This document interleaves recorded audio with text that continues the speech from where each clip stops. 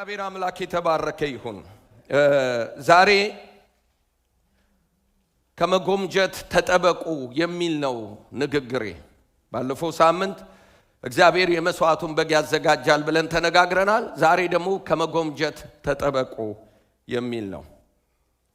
ጌታ ኢየሱስ ክርስቶስ ምዕራፍ 12 ላይ ከምዕራፍ 11 ጀምሮ እየተናገረ የመጣው ነገር አለ እና ሲመጣ ፈሪሳውያንን እየወቀሰ ነው የመጣው። ምዕራፍ 11 ላይ ስንመለከት እና የፈሪሳውያንን ግብዝነት፣ የፈሪሳውያንን ገንዘብ መውደድ፣ የፈሪሳውያንን እና በዘመኑ የነበሩት ሃይማኖተኞች ለእግዚአብሔር ቃል ለእግዚአብሔር እውነት የነበራቸውን ልብ እያወቀ ስለነበረ ምን አድርጓል? እየነቀፋቸው ነው የመጣው። ለዚህ ነው ሲመጣ ወገኖች አዲስ ወይን ጠጅን ባሮጌ አቁማዳ ውስጥ መክተት ያልቻለበት ምክንያት እነኚህ የተማሩት ሰዎች በጊዜው የነበሩ ኢንተሌክቹዋል የሆኑ ሰዎች ወገኖቼ እግዚአብሔር አምላክ ምንድነው እነሱን ከመቀየር ይልቅ እነሱን ከማሻሻል ይልቅ በአዲስ መሰረት ላይ ምንም ያልተማሩ መሃይሞች የሆኑ ለእግዚአብሔር ቃል ዕውቀት ለብሉይ ኪዳን ዕውቀት ብዙ ሩቅ የሆኑና አሳጥማጆች ጋር ሄዶ ምን አደረገ? የመጣውን አጀንዳና ሐሳብ በእነሱ ይዞ መጓዝ ፈለገ። ስለዚህ እነኛን ሰዎች ኢንተሌክቹዋል የተባሉትን ከነመዋቅራቸው ከነሲስተማቸው ከነዕውቀታቸው ከነቤተ መቅደሳቸው ምንም ሳይነካቸው ወደ አሳጥማጆች ነው ሄደው ከነሱ ጋር ህብረት ማድረግ ጀመረ። ለምን? የመጣበት ምክንያት ኃጢአተኞችን ለማዳን ነው። ሲመጣ ምንም አይነት ምርጫ ይዞ አልመጣም። አማራጭ ነገር ይዞ አልመጣም። የመጣው ከአባቱ ጋር ለማስታረቅ የዘላለም ሕይወት ለመሆን በዚህም ምድር እረፍት ለመስጠት በዛኛውም ደግሞ የዘላለምን እረፍት ለመስጠት ነው። ሰውን ከሸክም ምን ለማድረግ ነው? ከሸክም ለማዳን ነው። ያ ሸክም የኃጢአት ሸክም ነው። የእግዚአብሔር ቤተሰቦች ሁላችንም እንደምናውቀው። ስለዚህ የሚናገረው አንድ ቋንቋ ነው። የእግዚአብሔር መንግስት መጣለችና ንስሐ ግቡ ነው። ይሄ ለነሱ አይጠማቸውም። ስለዚህ ከነሱ ጋር እነሱን ፊት ለፊት እየተጋፈጠ ነው የመጣው። ይሄ ምዕራፍ 12 ደግሞ የመጽሐፍ ቅዱስ ሰዎች ከጊዜ በኋላ እንዲመች አድርገው በቁጥርና በምዕራፍ አድርገው ስለከፈሉልን ሌላ ሐሳብ ይመስላል። ግን ከዛ እየፈሰሰ የመጣ ሐሳብ ነው እና በጣም ሲናገር ምን ይላል?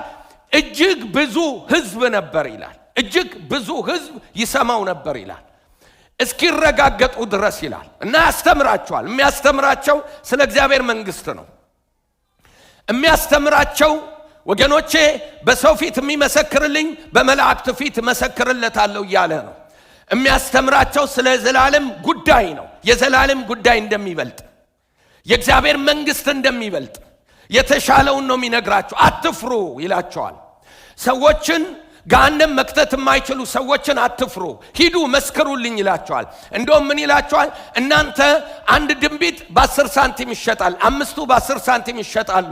ስለዚህ እናንተ አባታችሁ እንኳን እነሱ በድንቢጦች በአባታችሁ ፊት እጅግ ክቡር ናቸው እንኳን እናንተ። ስለዚህ ገሃነምም ገሃነምም የሚከተውን የሚገለውንም ወደ ገሃነም የሚከተውንም እግዚአብሔርን ፍሩ እያለ በእንደዚህ አይነት መንገድ ስለ መንግስት እያወራላቸው ስለ ሰማያዊ ነገር እያወራላቸው እያስተማራቸው ያለ አንድ ሰው ድንገት ጣልቃ ገብቶ ሐሳብ አስቀየረው።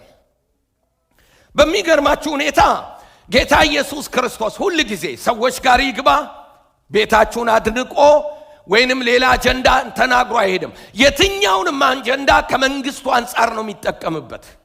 ለምን? ሌላ ምርጫ ይዞ ስላልመጣ። የሰው ልጅ የጎደለው እግዚአብሔር ነው። የሰው ልጅ የሚያስፈልገው እግዚአብሔር ነው ለኢየሱስ ክርስቶስ። ስለዚህ ክርስቶስ ኢየሱስ መጥቶ እግዚአብሔር በቂያችሁ ነው እያለ ነው ያለው። ይህንን ነው እየተናገረ ያለው። በዚህ መካከል አንድ ሰው አንድ ጥያቄ ይጠይቃል። ከርዕስ ውጪ ነው። በጣም የሚገርማችሁ ነገር የራሱን ርዕስ ይዞ ነው የመጣው። የራሱን ኢንተረስት ይዞ ነው የመጣው። ተመልከቱ። ብዙ ጊዜ የእግዚአብሔር ኢንተረስትና የኛ ኢንተረስት ሲጋጭ እንመለከተዋለን። ደቀ መዛሙርቱ ይሄ ፈተና ደርሶባቸዋል። ሐዋርያት ሥራ ምዕራፍ 8 ላይ ምዕራፍ 1 ቁጥር 8 ላይ መቼ ነው መንግስትን ለእስራኤል የምትመልሰው? እሱ የእግዚአብሔር መንግስት ነው፣ ሰማያዊ መንግስት ነው፣ የዘላለም መንግስት ነው።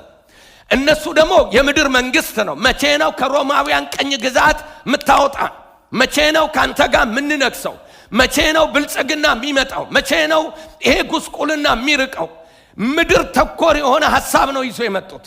የሚገርማችሁ ነገር ስለዚህ ሁሉ ጊዜ ኮንፍሊክት መንፈስ ቅዱስ እስከሚመጣና የእግዚአብሔርን አጀንዳ በልባቸው እስከሚያመጣና ልባቸውን እስከሚይዝ ድረስ ሁሉ ጊዜ ሐሳብ ከሐሳብ ጋር ሲጋጭ እንመለከተዋለን። ዛሬ እኛ የሚገጥመን ችግር ይሄ ነው።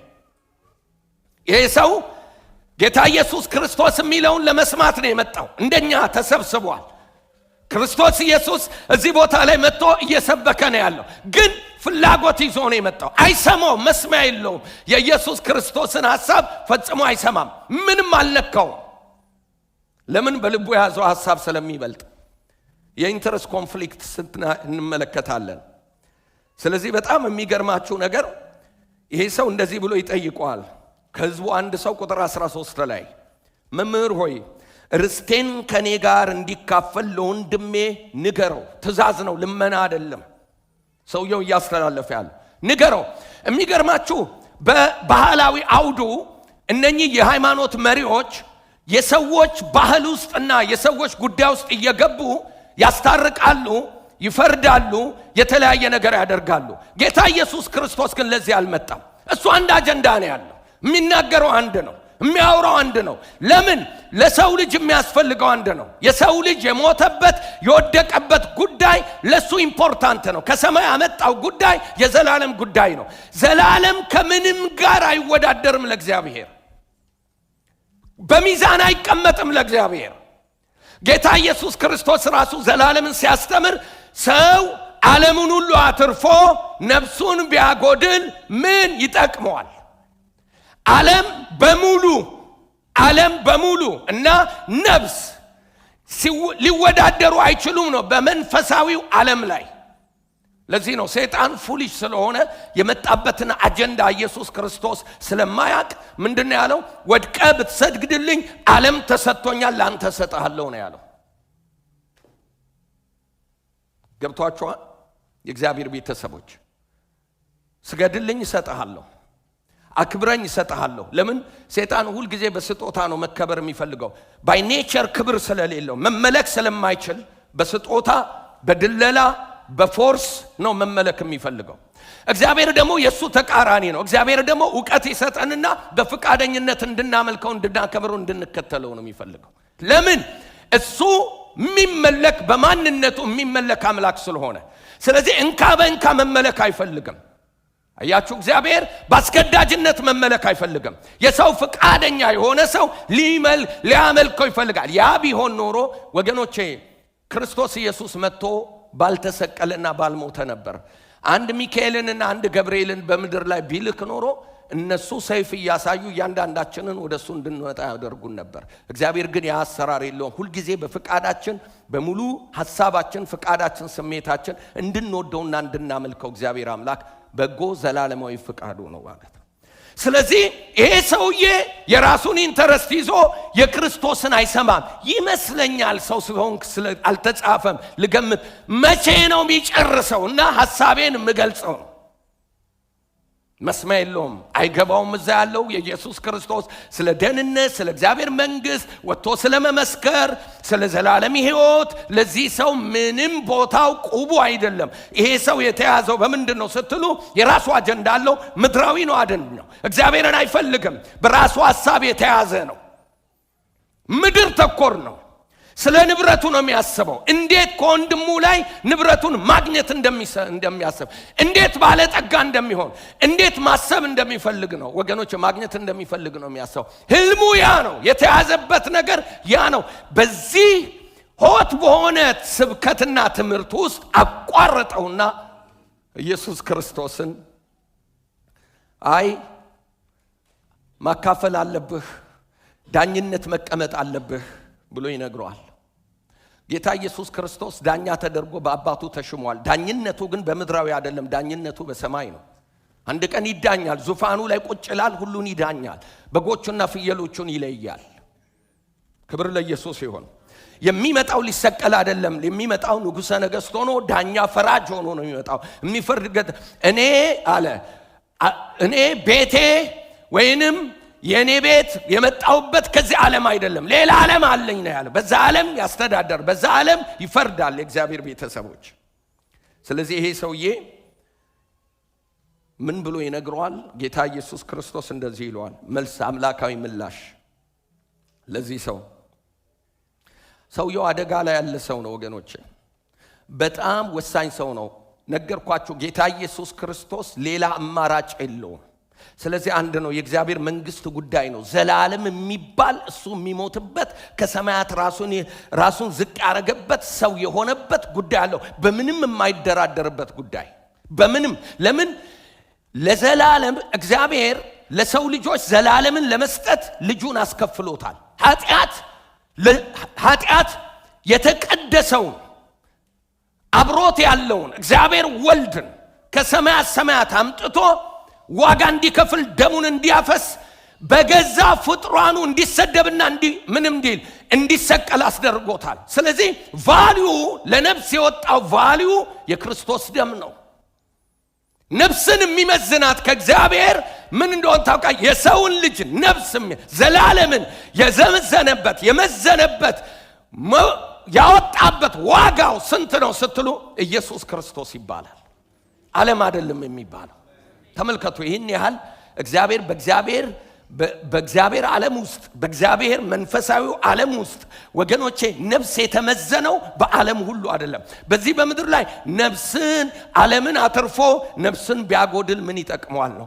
አይ የነፍስ ዋጋ ደግሞ በእግዚአብሔር ዓለም ላይ ደግሞ ያንተ ዋጋ የነፍስ ዋጋ የዘላለም ያገኘህበት ዋጋ ዓለም አይደለም የሚያመጣው ልጄ ኢየሱስ ክርስቶስ ነው ብሎ የነፍስን ዋጋ የመዳንን ምክንያት የዘላለምን ሕይወት ወገኖቼ ዋጋውን ማን አድርጎታል? ጌታ ኢየሱስ ክርስቶስን በመስቀል ላይ እንዲከፍል አድርጎታል። ስለዚህ ሚዛኑ የነፍስ ሚዛን የኔና አንተ ሚዛን ከምንም ጋር አያያዝም። ከትምህርታችን ጋር አያያዝም፣ ከእውቀታችን ጋር ከዘራችን ጋር ወገኖቼ ከእድሜያችን ጋር አያያዝም፣ ከቤተሰብ ብዛታችንና ጥንካሬያችን ጋር አያያዝም። የሚያያዘው የሚመጥነው የት ነው ስትሉ ኢየሱስ ክርስቶስ ወልድ። ስለዚህ ሁለት ሚዛን ላይ ነፍስ ከምንም ጋር አትመጠንም። ነፍስ ወገኖች ሚዛኗ ከፍ ስለተደረገ ምንድነው ማለት ነው? ጌታ ኢየሱስ ክርስቶስ ብቻ ነው የሷን ዋጋ መመጠን የሚችለው መግዛት። እግዚአብሔር አንተን የገዛበት ዋጋ ልጁን ኢየሱስን ከፍሎ ነው አንቺንና እኔን የከፈለው። ይሄ ወገኖቼ ደህንነት ትምህርት አይደለም፣ የመጽሐፍ ቅዱስ ሁሉ ማዕከል ምርት ነው። የላይፍ ታይም ስብከት ነው። ኢየሱስ ያድናል። ሃሌሉያ። ይሄ የጭንቅላት ጉዳይ አይደለም ወገኖቼ፣ ወደ ልባችን መውረድ አለብን። ይሄንን ነፍሳችን ማወቅ አለባት። ይሄን ስናቅ ነው የሚመጥን ኑሮ መኖር የምንችለው። አያችሁ፣ ይሄ እውነት ሲገባን ለነፍሳችን ስንነግራት ነፍሳችን ስታውቅ ወገኖቼ የዘላለምን ሕይወት በምንም አንቀይረው። ለዘላለም የሚመጥን ሕይወት የሚጀምረው ይሄን ከማወቅ ነው። ይሄ የጭንቅላት ጉዳይ አይደለም፣ መረጃ አይደለም። አንዳንድ መረጃዎች ከጭንቅላት አልፉም። አንዳንድ መረጃዎች ወገኖቼ እንጀራ ነው የሚሰጡት። ይሄ የዘላለም ጉዳይ ነው። የዘላለም ጉዳይ መረጃ ነው። ስለዚህ ከጭንቅላት ወደ ልብ መውረድ አለበት። ዘላለም የሚባል ነገር እግዚአብሔር መጀመሪያ ቅድሚያ የሚሰጠውና የማይደራደርበት ጉዳይ ነው። ስለዚህ ጌታ ኢየሱስ ይህንን መልስ አምላካዊ መልስ ለዛሬም ለኛም ይሄንን ይነግረናል። በየትኛው መመዘኛ ምንም ነገር ብናገኝ ወገኖቼ ከሚዛኑ ከክርስቶስ ኢየሱስ እግዚአብሔር ካወጣበት ዋጋ አይበልጥም። ምንም ነገር ብናጣ ወገኖቼ እግዚአብሔር ካወጣብን ዋጋ አይበልጥም። የሰይጣን ጉልበቱ አለማወቃችን ነው። ማንነታችንን አለማወቅ፣ የተደረገልንን አለማወቅ፣ ነገ የት እንደምንሄድ አለማወቅ። ወገኖቼ የሃይማኖት ስብስብ አይደለም ይሄ ህዝብ። ሁልጊዜ እንደምለው ይሄ ህዝብ እግዚአብሔር ዋጋ ልጁን ከፍሎ ያዳነው ህዝብ ነው። ስለዚህ ይሄ ህዝብ ለዛ የሚመጥን ህይወትና ማንነት እንዲኖር ደግሞ ይጠበቅበታል ማለት ነው። ስለዚህ አምላካዊ መልስ እንደዚህ ይላል። እርሱም አንተ ሰው ፈራጅና አካፋይ በላያችሁ እንደሆን ማን ሾመኝ አለው። የሰው ህይወቱ በገንዘቡ ብዛት አይደለምና ተጠንቀቁ፣ ከመጎብጀት ሁሉ ተጠበቁ። ተመልከቱ። ልክ ይሄ ሰውዬ ሰበርነ የገባበት እያወራ ስለ እግዚአብሔር መንግስት እያወራ ንብረቴን አካፍለኝ፣ ወንድሜን ገስጸው ተናገረውና ንብረት አለኝ ከወንድሜ ጋር መካፈል እፈልጋለሁ፣ የኔ ጉዳይ ይሄ ነው፣ የልቤ መሻት ይሄ ነው፣ ናግባና ይሄንን ነገር አድርጋለሁ። ጥሩ ሲናገር አይቶት ነው። በአንድ ጊዜ ከሶስተኛው ሰማይ ወደ ምድር አወረደው።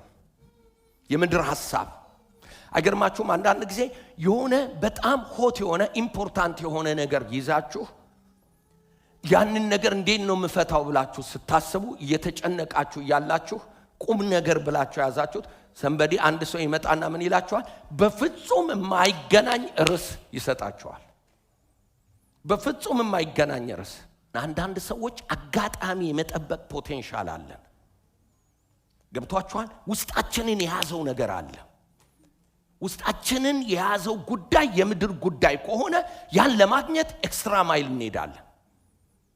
አያችሁ እግዚአብሔር ቤተሰቦች ከባድ ነው። ጌታ ኢየሱስ ክርስቶስ ስለ ገንዘብ የሚገርማችሁ ሌላ ቦታ ከተናገረው በላይ ሳጠና እጅግ ብዙ ቦታ ስለ ገንዘብ ነው የተናገረው።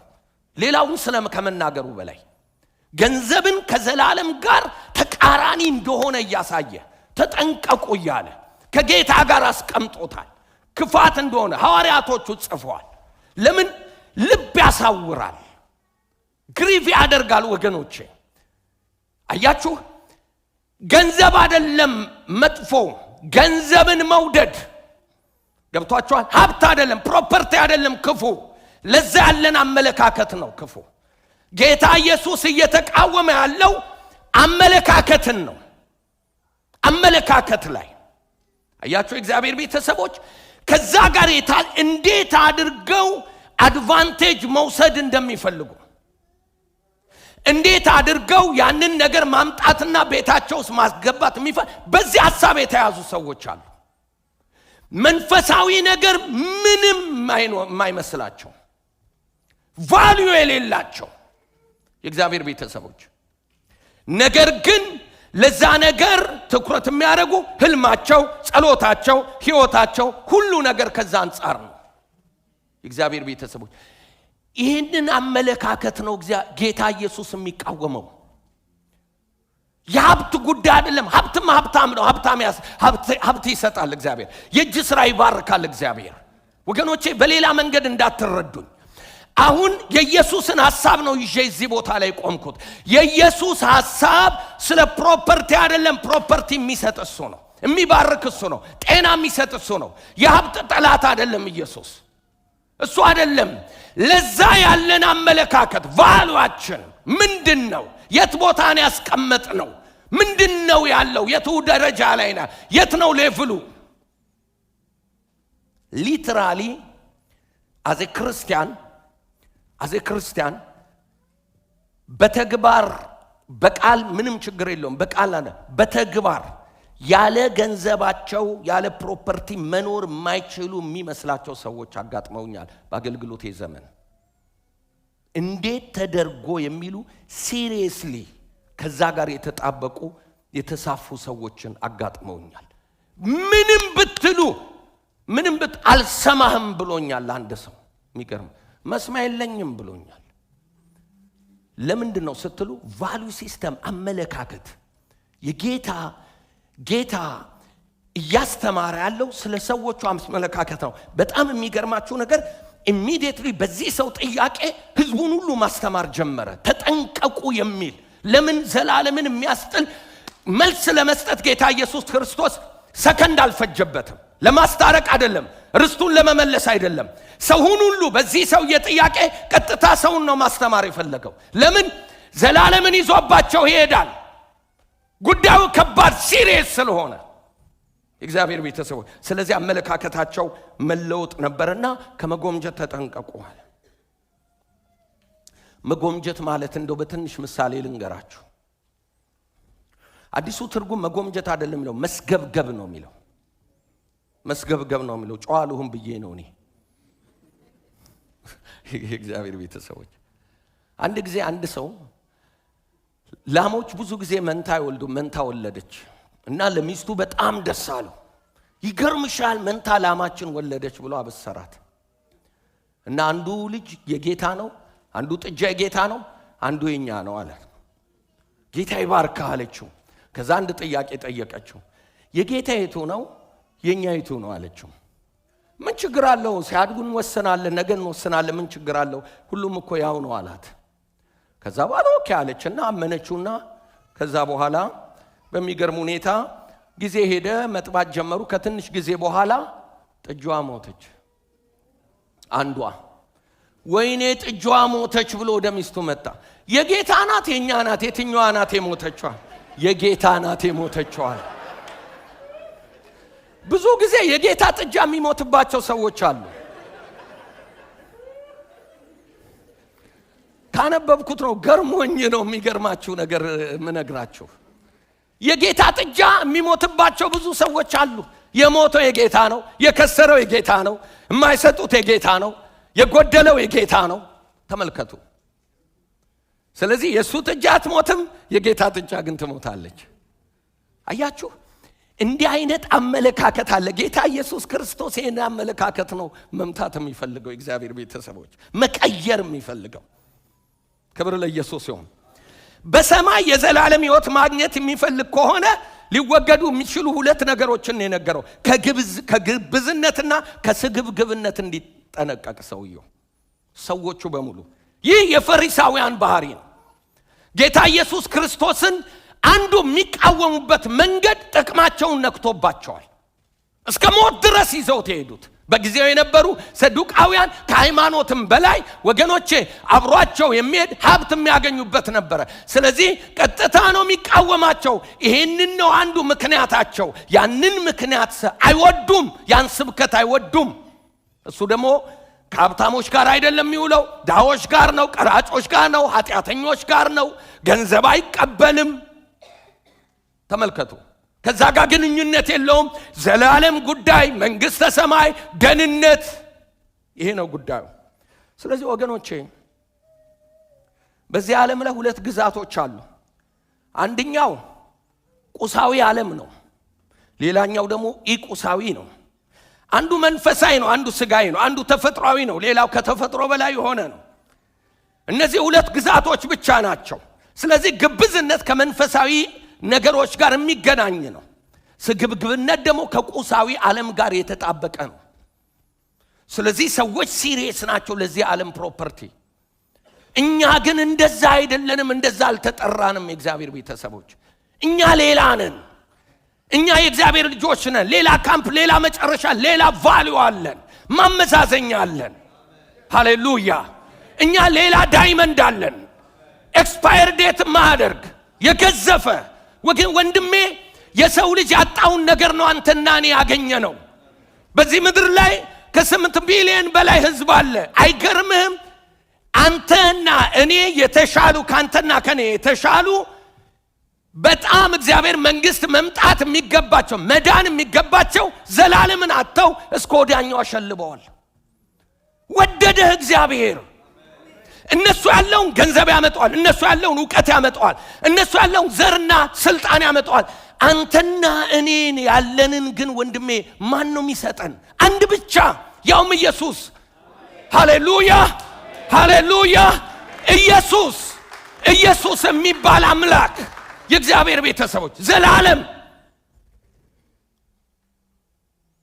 ስለዚህ ወገኖቼ ስግብግብነት ከዚህ ከቁሳዊ ዓለም ጋር ነው የሚገናኘው። በተለይ ያለንበት ዘመን ከባድ ዘመን ነው። ቁሳዊ አምልኮ ያለበት ዘመን ነው። ውድድር ያለበት ዘመን ነው። የእግዚአብሔር ቤተሰቦች የእግዚአብሔር መንግስት ጽድቅና ሰላም በመንፈስ ቅዱስ የሚገኝ ደስታ እንጂ መብልና መጠጥ አይደለችም ይላል ሮሜ ምዕራፍ 14 ቁጥር 17 ላይ። የእግዚአብሔር መንግስት እኔና አንተ ያለንበት ክልል ምንድነው ስትል ጽድቅና ሰላም በመንፈስ ቅዱስ የሚገኝ ደስታ እንጂ ቁሳዊ ደስታ የለም። መገልገያ ናቸው። እግዚአብሔር ይሰጣል፣ አዎ ይሰጣል። በኋላ እንመለከተዋለን የእግዚአብሔር ቤተሰቦች። ስለዚህ የሰው ልጅ በምድር ላይ ምንም ነገር ቢኖረው መርካት አይችልም።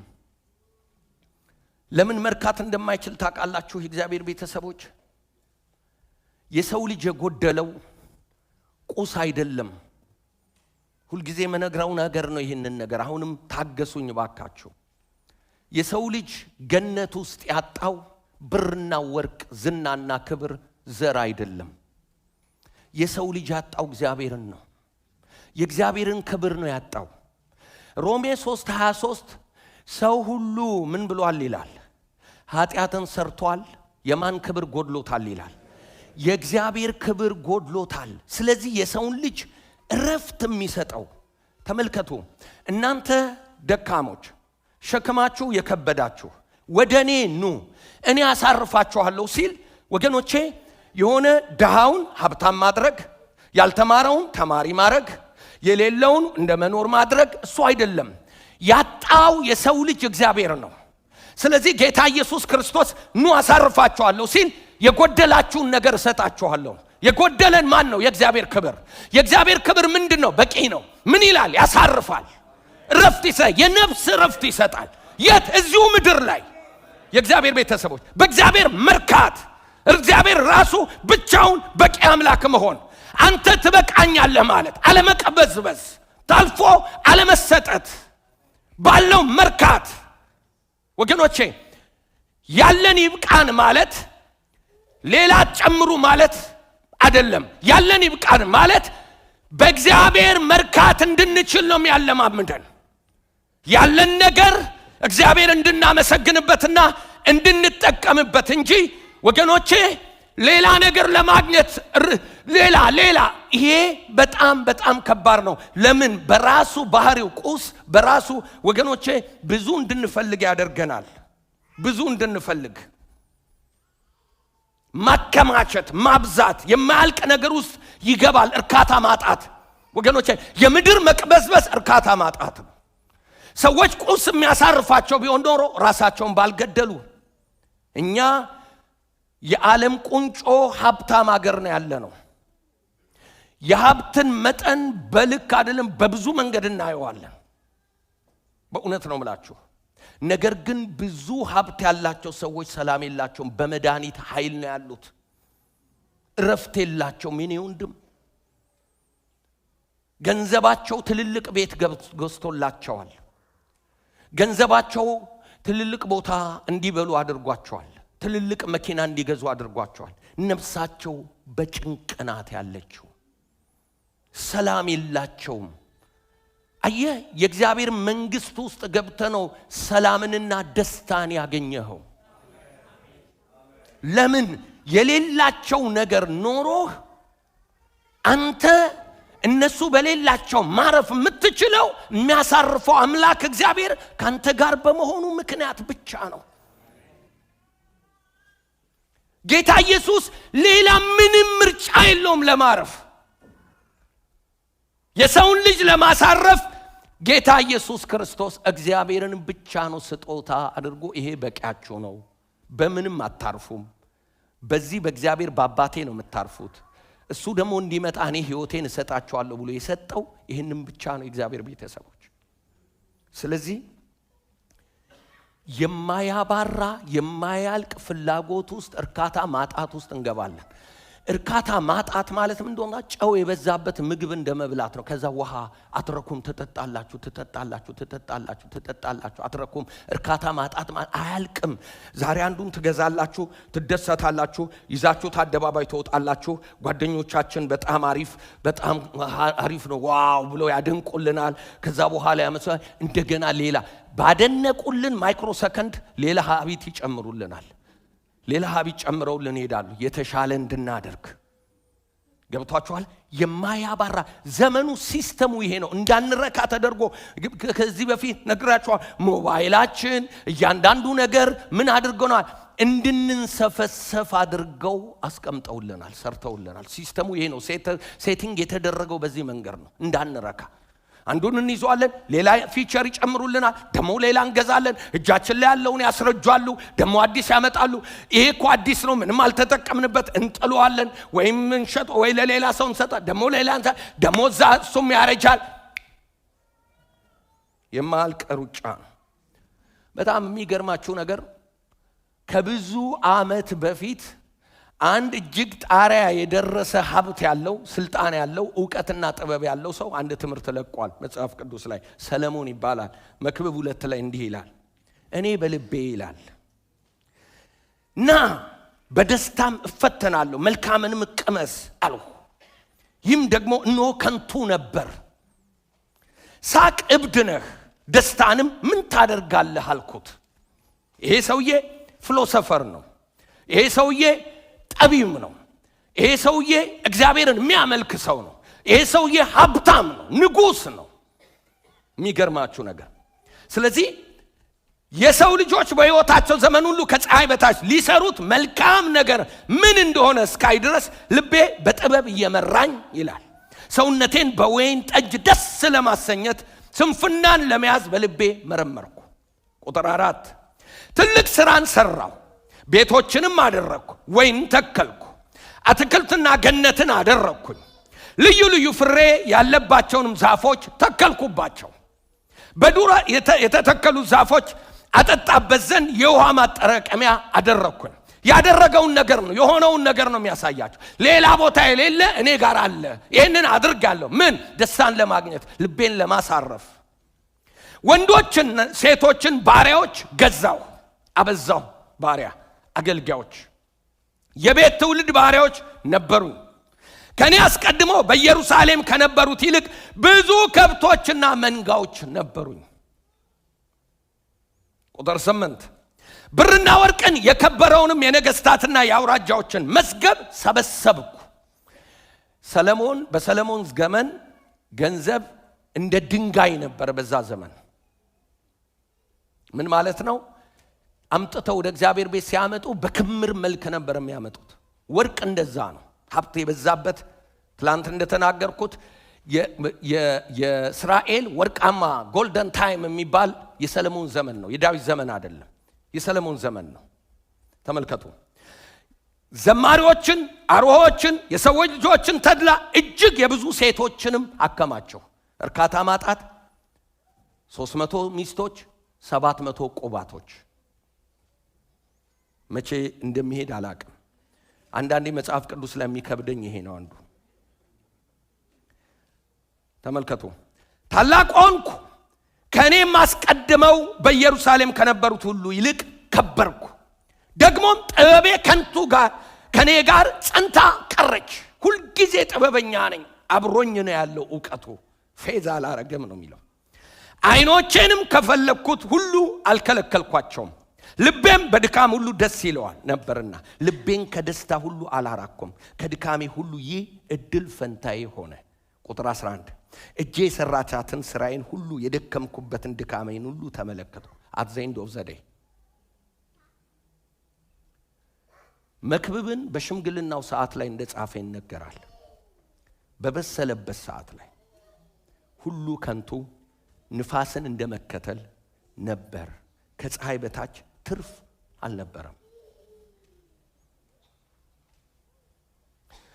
አሁን ኤለን ማስክ መጥቶ ይሄንን ቃል ቢነግረን እናምነዋለን አይደል? በቃ ዋጋ የለውም፣ ይኸው ቢሊየነር ሆኛለሁ፣ በመድኃኒት ነው የምተኛው፣ ምንም ዋጋ የለውም እንደምታዩ ብለን ያሳምነናል። ከዛ በላይ ግን ታንጀብል የእግዚአብሔር በረከት ያለበት ሰው፣ ፕሮፐርሊ መጠቀም ያልቻለ ሰው፣ የተሰጠውን ሀብት ፕሮፐርሊ መጠቀም ያልቻለ ሰው፣ እግዚአብሔርን ያሳዘነ ሰው፣ ቫልዩ ሲስተሙ ለራሱ ክብር የተጠቀመ ሰው ነው ሰለሞን። ተመልከቱ። ወደ ተሳሳተ መንፈሳዊ ትምህርትና የተሳሳተ መንፈሳዊ ተጽዕኖ ውስጥ ያስገባል ገንዘብ፣ ሀብት።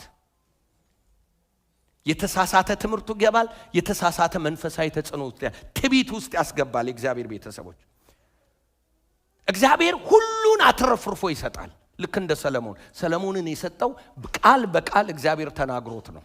እግዚአብሔር ሀብታም ያደርጋል፣ ባለጠጋ ያደርጋል። የሀብት ተቃዋሚ አይደለም፣ የዝና ወይንም የትልቅነታ። እንደውም እግዚአብሔር ትልቅ ሲያደርግ ወገኖቼ ማንም ትልቅ አያደርግም። እግዚአብሔር ከዝና ሲሰጥ ከመሬት አንስቶ ነው። ሀብት ሲሰጥ ከመሬት አንስቶ ነው። በጣም እግዚአብሔር ባለጠጋ ያደርጋል። እጅ ስራ ይባርካል፣ አይምሮን ይባርካል፣ አይዲያ ይሰጣል፣ ኮኔክሽን ይሰጣል። ወገኖቼ ነገሮች ዲጂታል እንዲሆኑልን ያደርጋል፣ ሀብት እንዲኖረን ያደርጋል። ግን ሀብታችንን ሁልጊዜ ፕሮፐርቲያችንን እንድንጠነቀቅለት ግን ይፈልጋል። ሀብታችን እንድንጠነቀቅ ይፈልጋል። መጎምጀት ውስጥ እንዳንገባ፣ ከልክ እንዳናልፍ። ጉዳዩ የንብረት ጉዳይ አይደለም ወገኖቼ። ለርሱ ያለን ፍቅር፣ ለንብረት ያለን ፍቅር ነው ጌታ ኢየሱስ እየተቃወመ ያለው። ጉዳዩ ለሱ ያለንን አመለካከት ነው እየተቃወመ ያለው ኢየሱስ ክርስቶስ። ሀብት ሁሉን አይነት ምርጫን ይፈጥራል። ሁሉንም አይነት ምርጫ ይሰጠናል።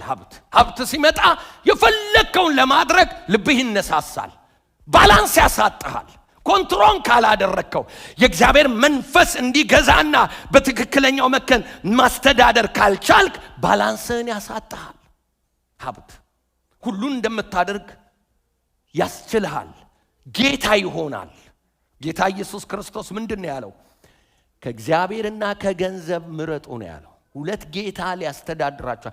ባህሪው ገንዘብ በባህሪው ምን ያደርጋል? የመቆጣጠር ባህሪ አለው።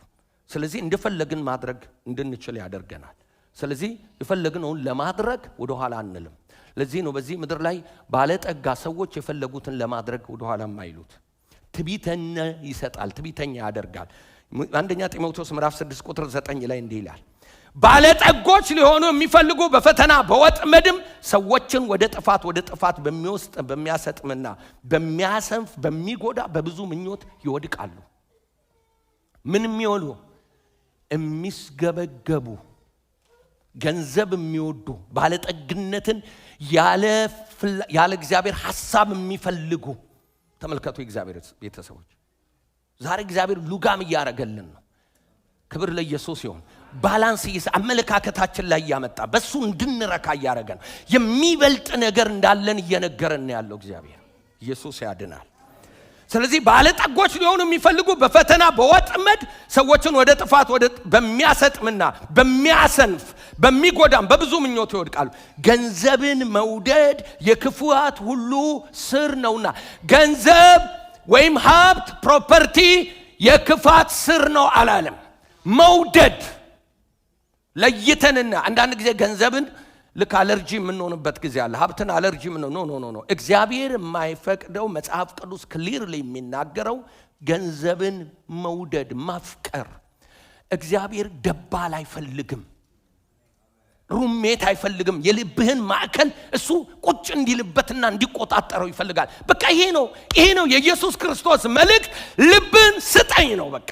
በልብህ ላይ ልቀመጥ፣ እኔ ልዘዝበት፣ እኔ ዋና ልሁን። እኔ ምጣውን ትጠላለህ፣ እኔ መወደውን ትወዳለህ። እኔ ስከብር ትከብራለህ፣ እኔ ስሰጥህ ከፍ ከፍ ትላለህ። የሰጠውን ፕሮፐርቲ በትክክለኛው መንገድ ታስተዳድራለህ። መቼ? እኔ ቦታውን ስቆጣጠር። ሩሜት አልፈልግም፣ 25 አልፈልግም፣ 15 አልፈልግም፣ 100% እኔ ልግዛህ። እኔ ልብህን ማዕከል ሊያዘው፣ ደባል አልፈልግም ነው። ሃሌሉያ። ሌላ ውጪ ሆነ አስተዳድረው። ከልብ ውጭ አድርጎ ማስተዳደር ደስ እንደሚል ታውቃላችሁ። ፕሮፐርቲያችሁን፣ ገንዘባችሁን፣ ዕውቀታችሁን፣ ችሎታችሁን፣ ዘራችሁን ከልባችሁ ውጭ ሆናችሁ ልባችሁ ውስጥ ግን እግዚአብሔርን እያስቀምጣችሁ በእግዚአብሔር ቫልዩ ከእግዚአብሔር ተነስታችሁ ፕሮፐርቲያችሁን ማስተዳደር፣ ውጭ አድርጋችሁ ማስተዳደር። ይዘውት የሚተኙ ሰዎች አሉ። ለዚህ ነው ወገኖቼ ኳኳ ሲል ተበላሁ፣ የሆነ ነገር ሲል እንቅልፍ የሚያጡበት ምክንያት ይዘውት ነው የሚተኙት። ገብቷችኋል? ይዘውት የሚተኙ ሰዎች እንደዚህ ናቸው። ሰላም የለማ። የእግዚአብሔር ቤተሰብ ለኛ እሱ አልተፈቀደም። እኛ ይዘነው እንድንተኛ፣ ይዘነው እንድንሄድ፣ ይዘነው ቁጭ እንድንል፣ እንድናመልከው የተሰጠን ያለ ደባል ብቻዬን ለያዘው ያለ አብ ወልድ መንፈስ ቅዱስ በመንፈስ ቅዱስ አማካኝነት ወደ ማን መጥቷል? ወደ እኔና ወደ እናንተ መጥቷል። ሃሌሉያ። እሱ ሲነግስ ሌላው ነገር ውጭ ይሆናል። ውጭ ሆነ እናስተዳድረዋለን፣ ውጭ ሆነ እናየዋለን። ከእግዚአብሔር ተነስቶ ፕሮፐርቲን ማየትና ከፕሮፐርቲ ተነስቶ እግዚአብሔርን ማየት የተለያየ ነው ወገኖቼ። ፍጥረታዊ ሰዎች ከንብረታቸው ተነስተው ነው እግዚአብሔርን የሚያዩት። የእግዚአብሔርን ጉዳይ የእግዚአብሔርን ሩል የእግዚአብሔርን ማንኛውን ነገር የሚለኩት ከዚህ ከእጃቸው ላይ ካለው ፕሮፐርቲ ተነስተው። እኛ ጋር ግን ይህ አይደለም። የእግዚአብሔር ቤተሰቦች ከእግዚአብሔር ተነስተን ነው ፕሮፐርቲያችንን የምናስተዳድረው። ከእግዚአብሔር ተነስተን ነው የምናየው። ከእግዚአብሔር ተነስተን ነው ወገን ውጪ ሆነን ውጪ እናርገው፣ ውስጥ እግዚአብሔር ያዝ። ህሊናችን፣ አይምሮአችን፣ መንፈሳችንን የእግዚአብሔር ቤተሰቦች አብስትራክት አይደለም እየነገርኳችሁ ያሉት። የአዲስ ኪዳን ቀላል የሆነ በጸጋ የሚሰጥ እውነት ነው ለሚፈልግ ሰው። ስላልፈለግን እንጂ ይሰጠናል። እርዳኝ ብለህ መጸለይ ነው እንጂ እኔና አንተ ፋንታ እኔን ኦነስት መሆን አልቻልኩም፣ ልቤ በዚህ ነገር ይያዛል እባክህን ብለህ ስትለው ያቀልልሃል። አዋርዶ ያሳያል፣ ውጭ ሆኖ ያሳያል። እሱ እንዲገዝፍብህ ያሳያል፣ እሱ እንዲመልጥብህ ያሳያል። ቫልዩ ሲስተምን ይቀይረዋል፣ አመለካከትን ይቀይረዋል። ስለዚህ እግዚአብሔር ግዙፍ የሆነብህና ያንን ነገር ግን እጅ ላይ ያለው ግን በቃ ልትጠቀምበት እንደሆነ ምን ያደርጋል? በአግባቡ ትይዟል። እግዚአብሔርን የምታከብርበት ይሆናል። ይህንን ነው ኢየሱስ እየተናገረ ያለው። የእግዚአብሔር ቤተሰቦች ይህንን ነው እያወራ ያለው። የዛሬም ድምፅ ይሄ ነው። ክብር ለኢየሱስ ይሁን። ቶሎ ቶሎ ብዬ ልጨርስ። ገንዘብን መውደድ ክፉ ስር ነውና አንዳችም ይህም መናፍቅ ከሃይማኖት ተሳስተው በብዙ ስቃይ ራሳቸውን ወጉ። ገንዘብን የሚፈልጉ ሰዎች ወገኖቼ ራሳቸውን እስከ መውጋት ድረስ ይደርሳሉ ነው የሚለው። ለክፉ ይሰጣሉ ነው የሚለው። ጠላት ይህንን ይጠቀማል። ያውቃል፣ ድካማችንን ያውቃል። ስለዚህ በምን እንደሚጥለን ያውቃል፣ ምን እንደምንፈልግ ያውቃል። ይሰጠናል። ልክ አሞሌ ጨው ከብት ገጠር ታውቃላችሁ። ከብትን ልትወጓት ስትፈልጉ ታመጦታል። ያላሳችሁ ወደ ፍላጎት። ሰይጣንም እንደዚሁ ይላል። ጠብጠብ እያደረገ ይመጣና ከዛ በሩን ይዘጋል፣ መውጫውን ያሳጣል። እግዚአብሔር ይጠብቀን። ሀብት ይፈልጋሉ። ሰዎችን ወደ ጥፋት የሚያዘቅተው ፈተና ወጥመድ ውስጥ ይገባሉ። ሁሉንም አይነት ክፋት ይፈጥራል። ሰዎች ከእምነት እንዲርቁ በብዙ ስቃይ ራሳቸውን እንዲወጉ ያደርጋል። ወገኖቼ በመጨረሻ ገንዘብን መውደድ የጣዖት አምልኮ ነው። መጽሐፍ ቅዱስ ሲናገር ገንዘብን መውደድ፣ ገንዘብ ማለት ይሄ የምቆጥረው ብቻ አይደለም። በዚህ ምድር ያለው ቁስ ፕሮፐርቲ ሁሉ ነገር እሱን ማምለክ አንደኛ ማድረግ ጣዖት ማምለክ ማለት ነው። እሱ የእግዚአብሔርን ቦታ ከተካ፣ እሱ እግዚአብሔር ጋር ዲል ካደረጋችሁ፣ እግዚአብሔርና እሱን አንድ ላይ ዲል ማድረግ ከጀመራችሁ በቃ የእግዚአብሔርን ቦታ እየተፈታተነ ነው ማለት ነው። ውጭ አይደለም ውስጥ ነው ያለው ማለት ነው። ወይ 5% ይሆናል፣ ወይ 50%፣ ወይ 75% ይሆናል። እግዚአብሔር ግን 100% ይፈልገናል። ኢየሱስ ጌታ ነው። ሃሌሉያ። ብርን የሚወድ ሰው ብርን አይጠግምም ይላል መክብብ። ባለጠግነት የሚወድ ትርፉን አይጠግምም፣ ይህም ደግሞ ከንቱ ነው ይላል። ተመልከቱ። ማሳሰቢያው የእግዚአብሔር ቤተሰቦች የጌታ የኢየሱስ ክርስቶስ ማሳሰቢያ ተጠንቀቁ እያለ ነው ለመላው ህዝቡ። ግን ፕሮፐርቲያችሁን ተጠንቀቁት እያለ ነው ያለው። ገንዘባችሁን ተጠንቀቁት፣ አመለካከታችሁን ለዛ ያላችሁን ለውጡ እያለ ነው። ኃጢአቱ መብዛቱ ሳይሆን ኃጢአቱ አለመርካት ነው። ኃጢአቱ በሀብት ውስጥ መኖር ሳይሆን ሀብትን የምናይበት መንገድ ነው። ኃጢአቱ በእርሱ የሚያደርጉት ነገር ነው። ውስጡ ኃጢአቱ ራሱ ገንዘቡ አይደለም፣ በገንዘቡ የምትሰራው ስራ ነው ኃጢአት። መጠኑ አይደለም። የእግዚአብሔር ቤተሰቦች ለዛ መጠን ያለን አመለካከት ነው። አብርሃም ሀብታም ነበር፣ ኢዮብ ሀብታም ነበር፣ ሰለሞን ሀብታም ነበር። በአዲስ ኪዳን በጣም ብዙ ሀብታሞች ነበሩ። ቤት ያነበራቸው በጊዜው፣ ነገር ግን ቤተ ክርስቲያን በእነሱ ቤት ውስጥ መገልገያ የሆነችላቸው ነበሩ ወገኖቼ። ስለዚህ እግዚአብሔር አምላክ የሀብት ጠላት አይደለም። ባለህ ነገር ሳይሆን ስላለህ ነገር ነው እግዚአብሔር ስሜትህን የሚመረምረው። ቅዱስ መጽሐፍ የሚያስጠነቅቀው ያንን ነው። የባለጠጋውን ምሳሌ እኔና እንጨርስ። ጌታ ኢየሱስ እንደዚህ አላቸው። ስለ አንድ ባለጠጋ ምሳሌ ሰጣቸው። ሁለተኛው ምሳሌ ነው ይሄኛው። ምሳሌ ነገራቸው እንዲህም ሲል፣ አንድ ባለጠጋ ሰው እርሻ እጅግ ፍሬያማ ሆነችለት ይላል። እርሱም ፍሬን የማከማችበት ስፍራ አጥቻለሁና ምን ላድርግ አለ። ለራሱ ነው የሚለው። ብሎም በልቡ አሰበ፣ እንዲህም አደርጋለሁ፣ ጎተራዬን አፍርሼ ሌላ የሚበልጥ እሰራለሁ፣ በዚያም ፍሬና በረከቴን ሁሉ አከማቻለሁ። በጣም ከዚህ ሰውዬ መኮረጅ አለብን እስከ ቁጥር 18 ድረስ ነው። ከዚህ ሰውዬ ምሳሌ መኮረጅ አለብን። ትጉ ነው፣ ስትራቴጂክ ስራ ነው የሚሰራው። በጣም በትጋቱ እርሻው ብዙ ሆኖለታል። አይገርማችሁም? ይሰራል፣ ይለፋል። የሚገርማችሁ ዘርን ዘርቷል። ዝናብን የሰጠው ደግሞ እግዚአብሔር ነው። ዝናብ ማምጣት አይችልም ሰውየው። ፍሬው የሞላለት ከእግዚአብሔር። እግዚአብሔር ባርኮታል። ትጋቱን አይቶ ባርኮታል። አልሰረቀም። ይሄ ሰው አልዘረፈም፣ አላታለለም፣ አላጭበረበረም። ተመልከቱ፣ ለፍቶ ነው ያገኘው። እግዚአብሔር ነው የሞላለት። እጁ ላይ ሀብት መጥቷል። ነገር ግን የሰውየው ችግር ዛሬ ጌታ የሚናገረን ነገር ምን እንደሆነ ታውቃላችሁ? ቁጥር 18 ላይ ቁጥር 19 ከ18 ተያይዞ ስለሆነ አንብበው። እንዲህ አደርጋለሁ፣ ጎተራዬን አፍርሼ ሌላ የሚበልጥ እሰራለሁ፣ በዚያም ፍሬን በረከቴን ሁሉ አከማቻለሁ። በጣም ጥሩ። ሴቭ አደርጋለሁ እኮ ነው። ላይፍ ኢንሹራንስ እገባለሁ ነው በዛሬ ቋንቋ። በጣም ጥሩ፣ በጣም ጥሩ። ገንዘቤን በትክክለኛው ቦታ ላይ ማስቀመጥ አለብኝ። ሞልቶ ተርፏል፣ የትም አልጠለውም። በደንብ በትክክለኛው መንገድ አስቀምጠዋለሁ ነው። በጣም ጥሩ። ግን ይህንን የሚያደርግበት ምክንያት 19 ገልጿል። እንደዚህ ይላል፣ ነፍሴን አንቺ ነፍሴ ለብዙ ዘመን የሚቀር ብዙ በረከት አለሽ፣ እረፊ፣ ቢ ጠጪ፣ ደስ ይበልሽ እላታለሁ። ይሄ ለፍጥረታዊ ሰው ዴሊሽየስ ነው። ደስ ይላል፣ ቢ ጠጪ፣ ዘፍ በይ። እግዚአብሔር ግን ይጠየፈዋል። ለምን እንደሆነ ታውቃላችሁ? ይሄ ሰውዬ ፕሮፐርቲው ልቡ ውስጥ ነው ያለው፣ ውጭ አድርጎ አይደለም እያስተዳደረ ያለው። ስለዚህ የእግዚአብሔርን ነገር ከፕሮፐርቲው ነው የተነሳው። ነገውን የሳለው ይሄ ነው ችግሩ። ገንዘብ ያስመካል፣ ትዕቢተኛ ያደርጋል፣ ያስታል። በቅጡ ካልተቆጣጠር ነው ወገኖቼ። እንዴ ጫማ ስንቀይር አረማመድ እንቀይራለን።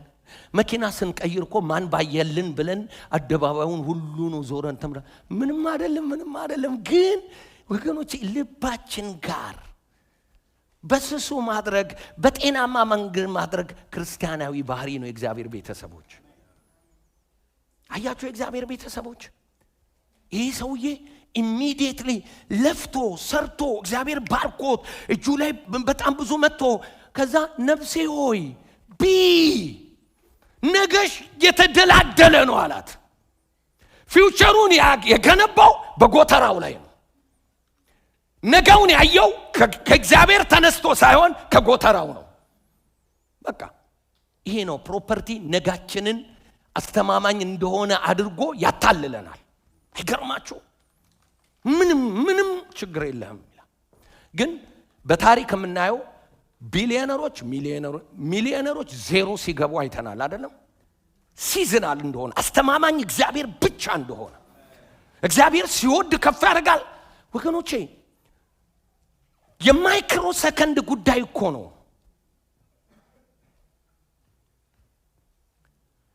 እግዚአብሔር አምላክ አንዷን የተከመረው ነገር ለአንዷን ሰበዝ ቢያወጣት ገገገገገገገ እያለ ታች የሚወርድ ጉዳይ ነው።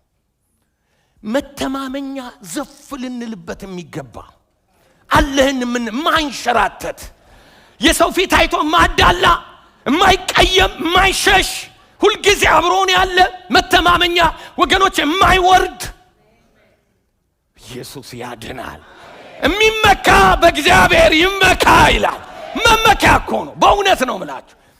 ቀና ብላችሁ እንድትሄዱ የሚያደርግ ይቀየማል፣ እንዲህ ያደርጋል፣ ነገ ይንሸራተታል፣ ነገ የሆነ ነገር አደርጋል ማትሩ የትም ብትገቡ አብራችሁ የሚሆን መውጫ መንገድ ያለው ከውድቀት የሚያነሳ እንደገና ድል የሚሰጥ እንደገና የሚባርክ የእግዚአብሔር ቤተሰቦች እግዚአብሔርን የያዘ ሰው በምንድነው ሌላ የሚያኮራው? ምንድነው ወገኖቼ? ምንድነው የሚያስመካ? በእግዚአብሔር ካልመካን የኔ ወንድም ምንድነው የሚያስመካ? ምንድነው የሚያኮራ? የተማሩ ሰዎች እየወደቁ ባለበት በመታይበት ዘመን ሀብታሞች እየወደቁ ባሉበት ስልጣን ያላቸው እየወደቁ ባሉበት በዘር የተመኩ ሰዎች እየተከሰከሱ እያየህ ባለበት ምንድነው የሚያስመካው? ምንድነው እስከ ላይፍ ታይም የሚያስኬደው? ምንድነው ዋራንቲው? ምንድነው ወገኖች አስተማማኙ? ምንድነው በቃ ነፍሴው ቢ ጠጭ ብለን አስተማማኝ ህይወት ምን ገነባበት መሰረት ከእግዚአብሔር ውጪ ምንድነው? የእግዚአብሔር ቤተሰቦች እኛ እኮ ጥቂቶች ነን። ጉንፋን የሚረብሸን ደካሞች በእውነት እኮ ነው የምላችሁ ልባችንን እኮ እግዚአብሔር መንፈስ አይምሮአችንን ሰላማችን ስለተጠበቀ እንጂ እኮ እውነቴን ነው የምላችሁ አጥር ቢነሳ እኮ ምስኪኖች ነን ከጸጉራችን የሚበዙ ጠላቶች አሉን ስለተጠበቀን ስለተከበብን ነው ራርቶልን እኮ ነው ይዞን እኮ ነው ምህረት አድርጎልን እኮ ነው በክንፎቹ ጥላ እኮ ሰውረው ነው እግዚአብሔር ይዞን እኮ ነው ወገኖቼ እሱ ብቻውን ለዘላለም ይኖር ይገባዋል ክብር ይገባዋል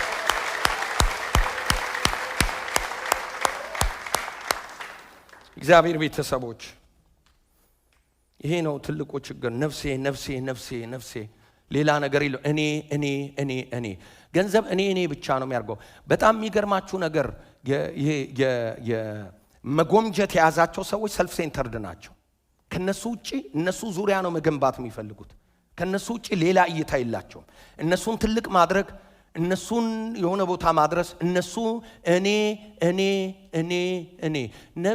ነፍሴ በጣም የሚገርማችሁ ይሄ ሰው የራሱን ከመውደዱ የተነሳ ሚስት ሊኖረው ይችላል አላማከራትም ሰው አለው መቼም ሚስት ባገባ ዞር ብሎ እንኳን ያማከረው የለም ራሱ ነው የሚያወራው ራሱ ያቀዳል ራሱ ይፈጫል ራሱ ይጋግራል በጣም የሚገርማችሁ ምን አይነት ሰው ነው ቁጥር 20 ላይ እግዚአብሔር ግን ይላል አንተ ሰነፍ በዚህ ሌሊት ነፍስን ካንተ ሊወስዷት ይፈልጋሉ ይህ ሲያሰብከው ለማን ይሆናል አለው ለራሱ ገንዘብ የሚያከማች ምን ለማ ድገሙት ቀድም አላነበብኩላችሁም አውቄ ነው አሁን አብረን እንበለው ለራሱ ገንዘብ የሚያከማች በእግዚአብሔር ዘንድ ባለጠጋ ያልሆነ ሰው እንዲህ አይነት ሰው ነው ይላል ለማን ለራሱ ገንዘብ የሚያከማች ለሌላው የማይተርፍ የዚህ ሰውዬ 3 ስህተቶች ነግራችሁ ቶሎ ብዬ ችግሩን ልንገራችሁ አልሰረቀም አልዋሸም ለፍቶ ጥሮ ዘርቶ አጭዶ ነው ያገኘው እግዚአብሔር ባርኮት ነው ያገኘው ያመለካከት ችግር ራሴ እኔ ብሎ ሰልፍ ሴንተርድ መሆኑ ብቻ የመጀመሪያው ችግሩ ነው የመጀመሪያው ነገር ምን እንደሆነ ታውቃላችሁ ይሄ ሰውዬ እግዚአብሔርን በፍጹም በቮካቡላሪው እግዚአብሔር የለም በሀብት ቮካቡላሪው ላይ ለእግዚአብሔር ብሎ የመደበው ለእግዚአብሔር ያለው ገንዘብ የለውም ይሄ ሰውዬ የመጀመሪያው ችግሩ ይሄ ነው በጣም የሚገርማችሁ ነገር ገንዘብ የተሰጠን ለማን ነው መጀመሪያ ለእግዚአብሔር ወገኖቼ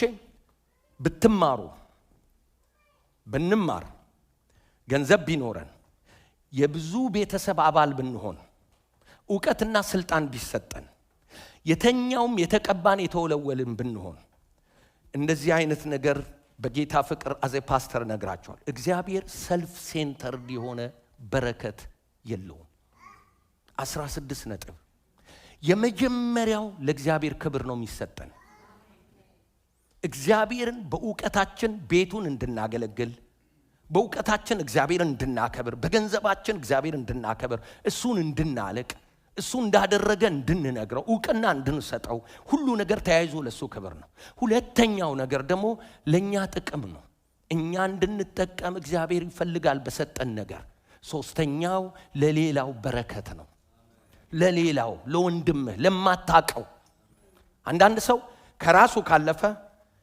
ከራሱ ካለፈ ወንድሙ ነው ከወንድሙ ካለፈ አክስቱ ነው ከአክስቱ ካለፈ ያገር ቤት ልጁ ነው ሌላ አቅም ወንድሜ የእግዚአብሔር ቸርነት ኤክስትራ ማይል ይሄዳል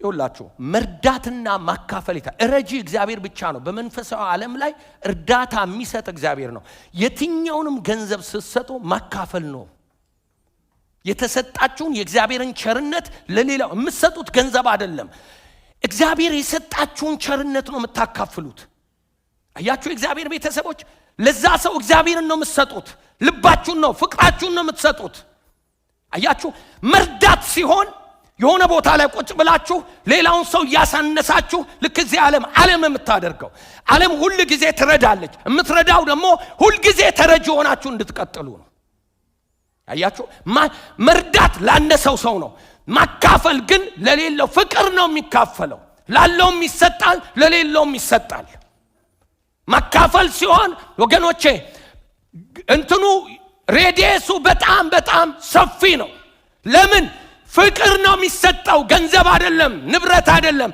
ለሌላው መድረስ ፍቅርን መስጠት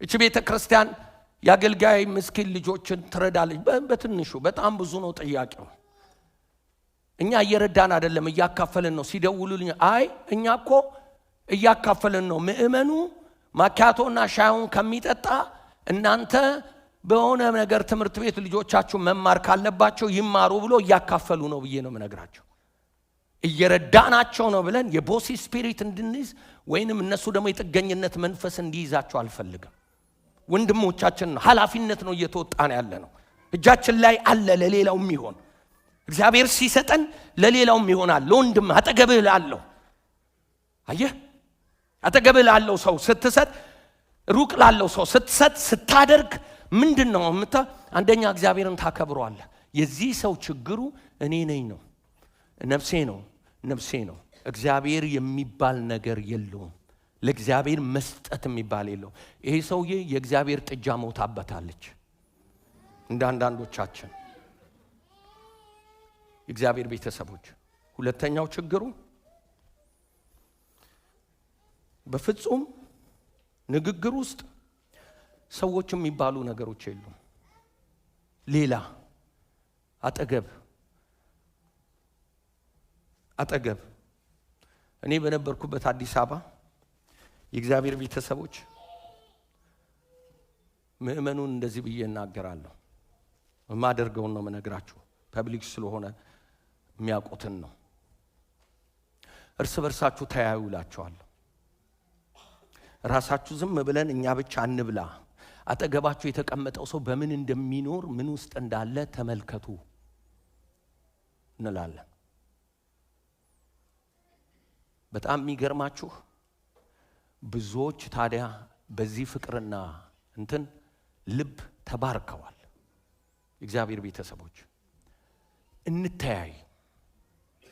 እንተያይ በእውነት ነው ፍቅር እናካፍል እግዚአብሔር ቤተሰቦች ይሄ መጽሐፍ ቅዱሳዊ እውነት ነው ሩቅ እንይ አገር ቤት እንይ እዚህ ያለ አካባቢ እንይ አንወቀው ይኑሮም አይኑሮም ፍቅርን ተለማመዱ ኤክሰርሳይዝ አድርጎ መስጠትን የእግዚአብሔር ባህሪ ነው ህይወት አንለውጥላትም ለዛች ሴት የእግዚአብሔር ቤተሰቦች የክርስቶስን ልብ ነው ምን ሰጠው እግዚአብሔር ከሷ ጋር እንዳለ ታውቃለች ለእግዚአብሔር ምስጋና ምክንያት እንሆናለን አያችሁ ጤናማ የሆነ ፕሮፐርቲ ምን እንደሆነ ታውቃል ለእግዚአብሔር ክብር መዋል ለእግዚአብሔር መስጠት ሁለተኛው ወደ ጎን ሌላውን ማካፈል መስጠት ማየት እንዴት ነው እየኖርክ ያለው አንዳንዴ እኔና ወንድሜን ጎበኛለን ከፓስተር ሞኬም ጋር እንጎበኛለን በጣም ያሳዝነናል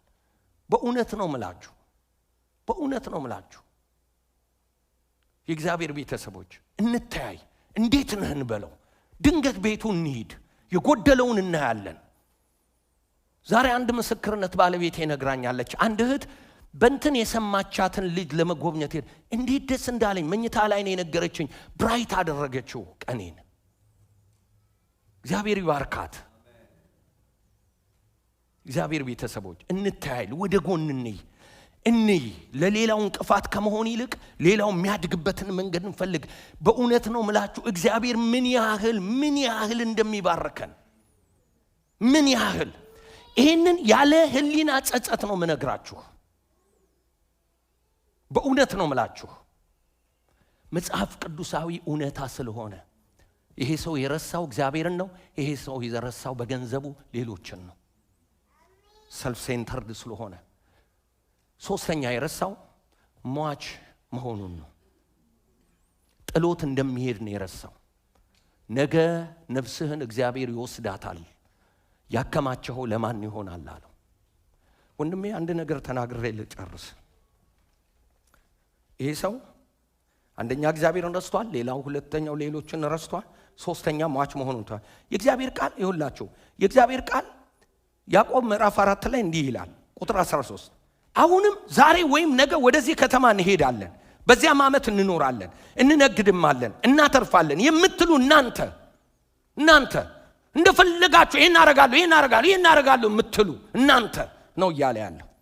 ተመልከቱ፣ ነገ የሚሆነውን አታውቁም፣ አላወቀም ይሄ ሰው የሚገርማችሁ ነገር ይሄንን ነው ያዕቆብ ለዚህ ሰው የሚነግረው። እንነግዳለን፣ እንኖራለን፣ እዚህ ከተማ እንሄዳለን፣ እንደዚህ እናደርጋለን የምትሉ አንተ እያለው ነው የሚናገረው። ስለ ነገ የሚሆነው አታውቅምና ሕይወታችሁ ምንድነው? ጥቂት ጊዜ ታይቶ ኋላ እንደሚጠፋ እንፋሎት አይደለምን? 294 ህዝብ የዛሬ 3 ቀን ህንድ ላይ በክሬን ሞቷል። ፕሌን ክራሽ። በጣም አይታችኋል አይደለም? 2 ዶክተሮች ባልና ሚስት እንግሊዝ ሀገር ለሥራ አግኝተው ተደስተው ሰለብሬት አድርገው እንደኛ ምስጋና አክብረው ከ3 ልጆቻቸው ጋር ሰልፊ ተነስተው ፕሌን ውስጥ 5 ቤተሰብ በአንድ ጊዜ። ላይፍ ይሄ ነው። ላይፍ ሾርት። አናውቅም። ኖበዲ ኖስ። እኛ ዋስትናችን ጠባቂያችን ነገን እንደምንኖር ምናምነው በእግዚአብሔርና በእግዚአብሔር ብቻ ነው። ጋርድ ስለሚያደርገን እግዚአብሔር ስለሚጠብቀን ቃል ስለገባልን ነጋችንን ያልጨረስነው ሚሽን እንዳለ ስለምናቅ ከእግዚአብሔር ተነስተን ነው ነገን የምንለካው። ከእግዚአብሔር ተነስተን ነው የምናቀደው። ከእግዚአብሔር ብትፈቅድ ይባላል። ያዕቆብ የሚለው ምንድነው? አትነግዱ፣ አታቅዱ፣ አትሂዱ አይደለም። ብትፈቅድ በሉት። እግዚአብሔር ኢንቮልቭ እንዲያደርግ ንገሩት፣ አስገቡት። እግዚአብሔር የገባበት ቤት፣ እግዚአብሔር የገባበት ጉዳይ ዋስትና አለው እያለ ነው የሚነግረን። ሃሌሉያ። ዝራፍ አትበሉ ነው የሚለን ያዕቆብ። አደርገዋለሁ። I can manage, I can fix it። ሁሉን አሉ አንዳንድ ሰው ማኔጅ አረጋዋል፣ እንዴ አረጋዋል። አንድ ሰው እንደዚህ ብሎኛል አንድ ጊዜ። ምን ችግር አለ? ተምር ያለው ምን ችግር አለ? በአንድ ክሊክ ስራ አገኛለሁ አለኝ። ከውጪ ኢንተርኔት ስራ ልፈልግልህ ሆይ ብዬው እኮ ነው። እዚህ አይደለም ኢትዮጵያ ነው። ስራ ልፈልግልህ ሆይ ብዙ ኮንታክቶች ስላሉኝ ልፈልግልህ ሆይ አልኩት። ፋብሪካ ምንም ያላቸው ሰው የተማረ ሰው ነው። አረ ምንም ችግር የለውም አለኝ። እና እኔ አንድ ክሊክ ልረፍ ብዬ ነው አለኝ። አንድ ክሊክ አድርጌ ስራ አገኛለሁ አለ። ጌታ ቢፈቅድ በል አልኩት። ምን ጌታ መፍቀድ ያስፈልጋል ፓስተር እያለኝ። በቃ ተምር ያለው ስራ ፈልጋለሁ። ከዛ በኋላ ተለያየን። ከ3 ወር በኋላ ጸሎት ጠራኝ። ምንድነው ስለው፣ አረ ስራ አጣሁ ባክህን አለ። ጌታ ቢፈቅድ ማንን ገደለ? እውነቴ ነው። አናውጣበት። እግዚአብሔር ኢንቮልቭ ያደረገበት ቦታ ምን አለበት? ግባ። እግዚአብሔርን እኮ ነው፣ እኔን እኮ አይደለም የምትጠሩት። እግዚአብሔርን ምን አለበት እኔ ዝቅ ብዬ እግዚአብሔር ቢከበር? እውነቴን እኮ ነው። ይሄ እኮ ምን አይነት ትምክህት ነው? ይሄንን ነው እግዚአብሔር መፈወስ የሚፈልገው። ቦታውን እንዲያገኝ እግዚአብሔር ቢፈቅድ ይሄን አረጋለሁ። እግዚአብሔር ሆይ ፍቀድ፣ እግዚአብሔር ሆይ ግባ፣ ጣልቃ ግባ፣ ይሄን ላረግ ነው። እባክህ ዳይሬክሽን ስጠኝ፣ እግዚአብሔር አቅም ስጠኝ። ምን ችግር አለው? እኔ ስንት ዓመት ጥርሴን የነቀልኩበት ነው ትላላችሁ፣ ትገቡበታላችሁ። 40 ቀኑ 40 ዓመት ይሆንባችኋል። እግዚአብሔርን ችሎታ አለህ፣ እሰየው። ሰርተዋል፣ ጥርስን ነቅለህበታል፣ በጣም አሪፍ ልምድ፣ አሪፍ ነው። ግን ምን አለ ጌታን ብታስገባው? ምን አለ ቢፈቅድ ብትል? ምን አለ ቦታ ብትሰጠው? ምንድነው የሚቀንስብን ሴኩር ከመሆኑ ውጪ? አንዳንድ ጊዜ እኮ እንኳን አይደለም እግዚአብሔር አንድ ቦታ ስንሄድ እኮ የሆኑ ሰዎች ሲኖሩ ደስ ይለናል፣ ሴፍ ይሰማናል፣ ኮንፊደንስ ይሰማናል። እንኳን እግዚአብሔርን የሚያክል ጌታን ካስፈቀድ ነው።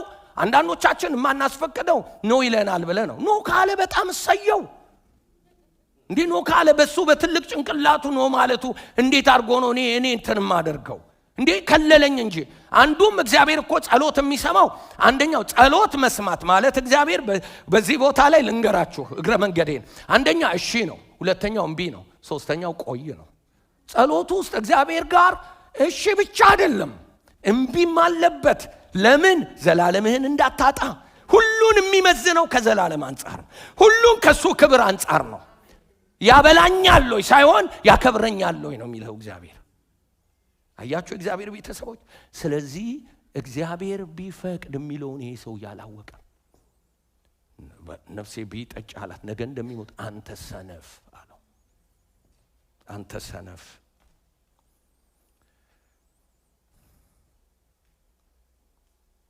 ጌታ ቢፈቅድ ወሳኝ ወገኖቼ እንደሚሞት ኖር ምን ይባላል?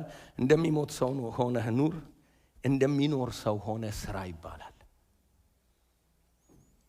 የሰውየው ስህተት አለመርካት መስገብገብ ነው። ጌታ ዛሬ ይመክረናል። ለሱ ክብር፣ ለሌሎች በረከት፣ ለኛ ጥቅም እንድንኖር። የእግዚአብሔር ቤተሰቦች የሀብት ጥላቻ የሌለበት በጣም ባለጠጋ፣ ትጉ፣ ታታሪ፣ ዕውቀት ሰጪ፣ ኮኔክሽን ሰጪ፣ ነገሮችን የሚጠብቅ የሚያደርግ። በጣም የሚገርማችሁ እግዚአብሔር ሀብት ሰጪ ብቻ አይደለም፣ ሀብትም ጠባቂ ነው። በጣም የሚገርመኝ ነገር ምን እንደሆነ ታውቃላችሁ? ይሰጣችሁና ዞር ቢል ተመልሶ ልታጡት ትችላላችሁ። ያ ሰስቴን እንዲያደርግ ቢዝነሳችሁ፣ ዕውቀታችሁ፣ ችሎታችሁ ሰስቴን እንዲያደርግ ጤናችሁን ይጠብቃል፣ ገንዘባችሁን ይጠብቃል። ይህንን አምላክ ግን ማገልገል ትልቅ ክብር ነው። በሀብታችሁ ኢየሱስ ጌታ ነው። ይህንን አምላክ ግን ለሌላው በማካፈል ፍቅር በመስጠት ማገልገል ይሄ ትልቅ ክብር ነው። ይህንን አምላክ እናንተ በመጠቀም በትክክለኛው በአግባቡ መንገድ መጠቀማችሁ ደግሞ እግዚአብሔርን ያከብረዋል። ይሄም ትልቅ ክብር ነው። እግዚአብሔር የተባረከው። ለዚህ ጌታ እግዚአብሔር ይግዛኝ የሚል ሰው ብቻ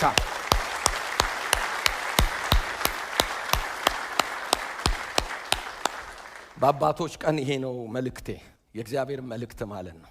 እግዚአብሔር አምላክ የተባረከው። እንነሳና አጭር ጸሎት አድርገን እንጨርሳለን።